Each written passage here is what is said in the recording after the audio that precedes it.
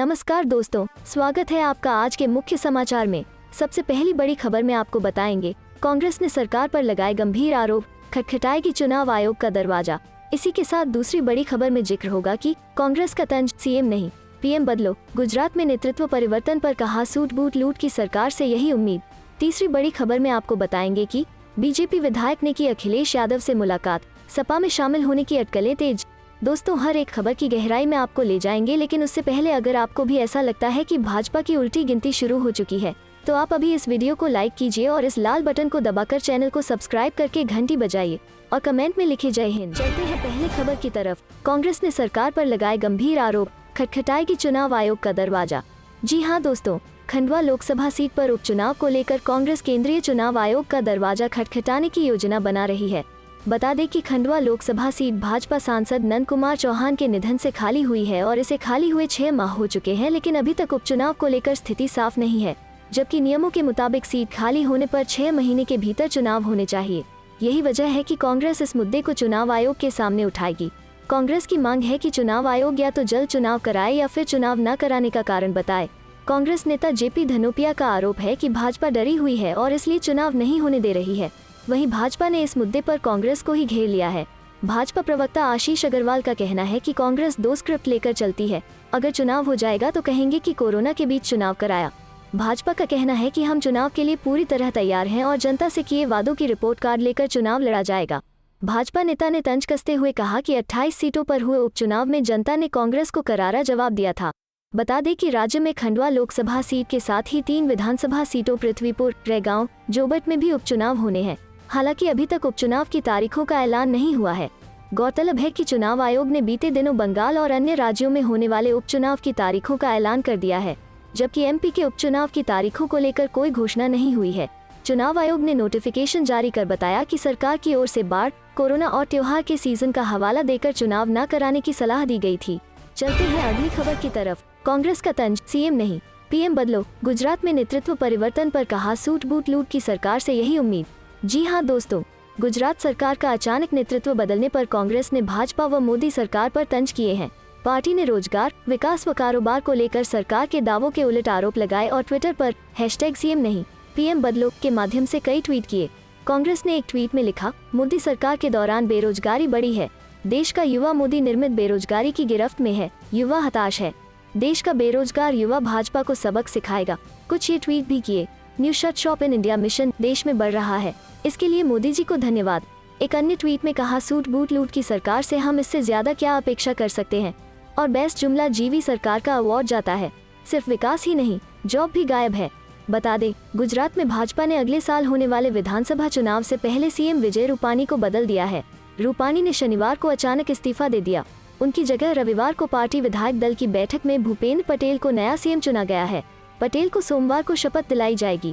चलते हैं अगली खबर की तरफ। बीजेपी विधायक ने की अखिलेश यादव से मुलाकात, सपा में शामिल होने की अटकलें तेज। जी हाँ दोस्तों, उत्तर प्रदेश में अगले साल चुनाव होने हैं। ऐसे में पूरे प्रदेश में सियासी सरगर्मी तेज है। दरअसल सीतापुर से बीजेपी विधायक राकेश राठौर ने सपा सुप्रीमो अखिलेश यादव से मुलाकात की है। इसको लेकर एक बार फिर प्रदेश में सियासी पारा चढ़ा हुआ है। राकेश राठौर सीतापुर सदर सीट से बीजेपी विधायक हैं।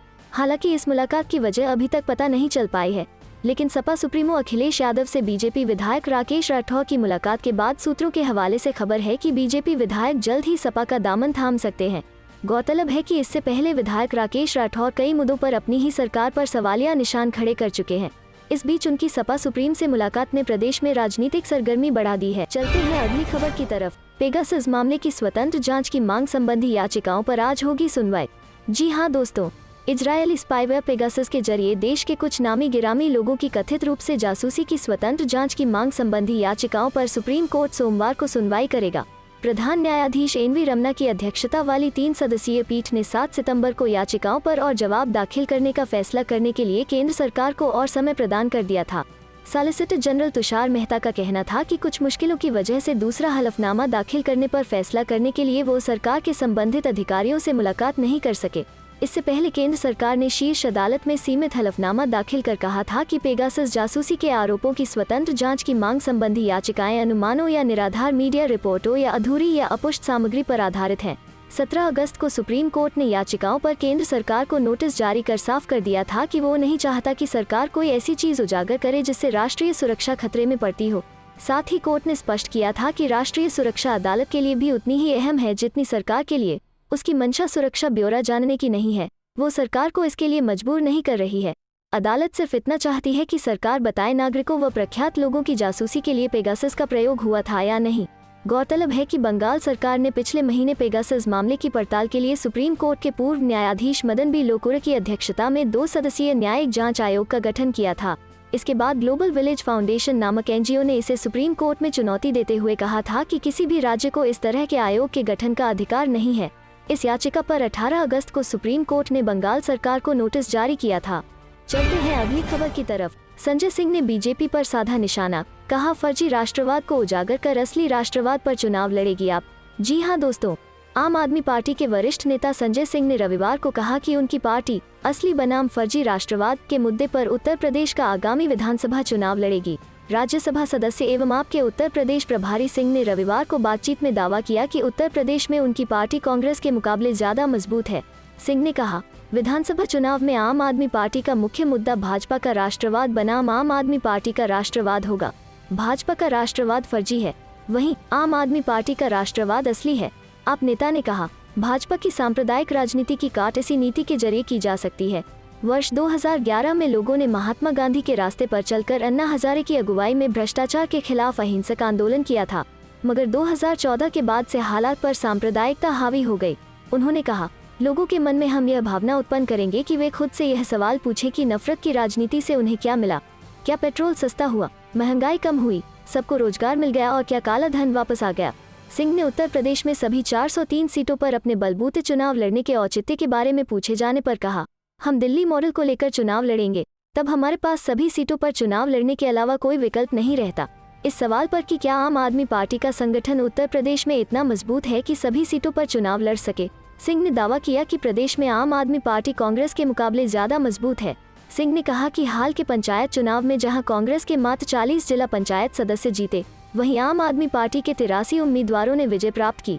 उन्होंने कहा कि राज्य में करीब 150 विधानसभा क्षेत्रों में पार्टी प्रभारी नियुक्त किया जा चुके हैं तथा बाकी सीटों पर भी जल्द ही प्रभारी तय कर दिए जाएंगे। आप नेता ने कहा कि प्रदेश में 1 करोड़ सदस्य बनाने का अभियान चल रहा है, जो समय से पहले पूरा होने की संभावना है।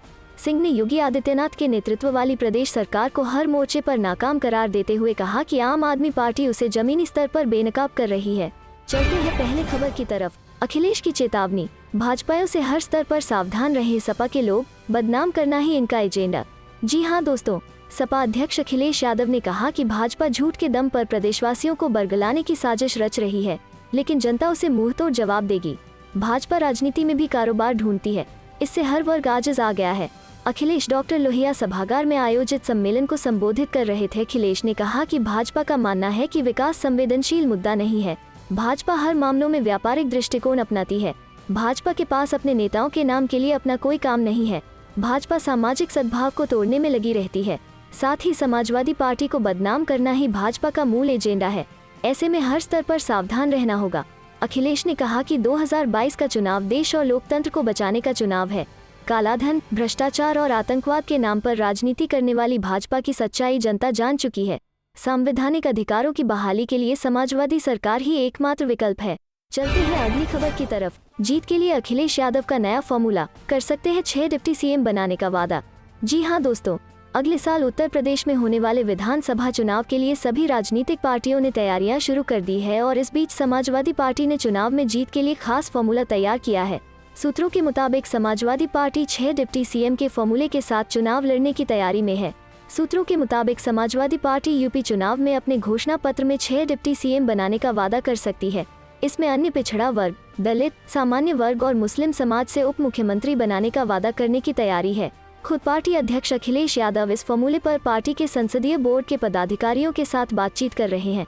सबसे ज्यादा ओबीसी और एमबीसी जातियों के डिप्टी सीएम के फॉर्मूले पर चर्चा हो रही है। चलते हैं अगली खबर की तरफ। दिल्ली के दरवाजे भारत सरकार खोलेगी, बातचीत को बुलाने पर जाएंगे किसान, राकेश टिकैत।